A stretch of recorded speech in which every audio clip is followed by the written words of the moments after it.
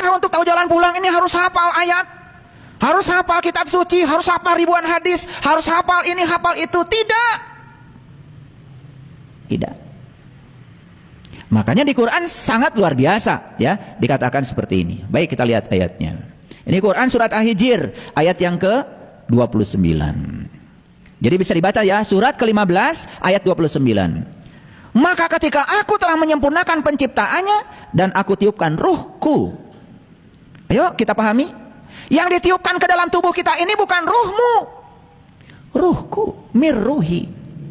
Pertanyaan saya, ada nggak ruhmu? Ada? Nggak ada.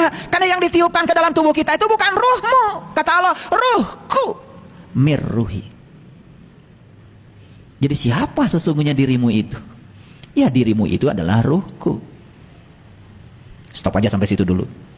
Nanti kalau kepanjangan malah nggak ngerti. Nah, tugasmu apa? Tunduklah kamu. Coba lihat ayatnya. Fa idza sawaituhu wa nafakhtu fihi min ruhi faqaulahu sajidin.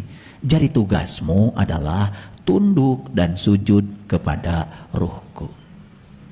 Ada nggak di sini harus pesantren? Ada nggak di sini harus ini harus itu? Nggak ada. Tugasmu cuma satu, tunduk saja pada ruhku. Pertanyaannya, siapa yang harus tunduk? Ayo lihat saya semuanya. Yang harus tunduk itu adalah jiwamu, nafsmu. Pada siapa? Pada dua pembimbing yang hidup dalam dirimu, Nurullah dan Nur Muhammad. Itu yang membimbingmu. Kita hanya disuruh sujud ke situ saja. Itulah pesantren yang sebenarnya. Paham sekarang? Kan kita sudah banyak contoh. Mohon maaf, saya bukan menyepelekan. Orang hafal ini, hafal itu, tetapi perilakunya begitu. Bahkan dia mengatakan yang paling suci, yang paling baik, tapi kenyataannya begitu. Mohon maaf. Ada terdengar berita, informasi. Di sini terjadi pencabulan, di sini terjadi ini, terjadi itu. Dan sedihnya itu di lingkungan di mana di situ katanya diajarkan tentang kesucian.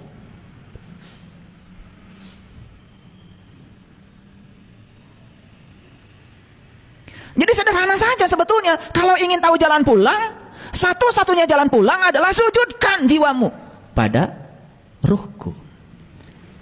Itu saja. Saya yakin siapapun orang di tempat ini yang selalu mengikuti apa kata diri sejatinya, bahkan tidak hafal ayat, tidak ngaji ini ngaji itu, saya yakin selamat. Sebaliknya, yang hafal ini hafal itu cuma luarnya saja, tetapi dia berkhianat kepada ruhku yang ada dalam dirinya. Itulah yang disebut dengan melanggar dari keselarasan diri dengan diri sejatinya. Gimana, mengerti? Sebelum saya lanjutkan, yuk kita simpulkan dulu. Jadi yang disebut dengan jalan itu, jalan pulang. Kalau ruhku ini percikan cahaya ilahi ingin pulang ke tempat asalnya, sederhana kok.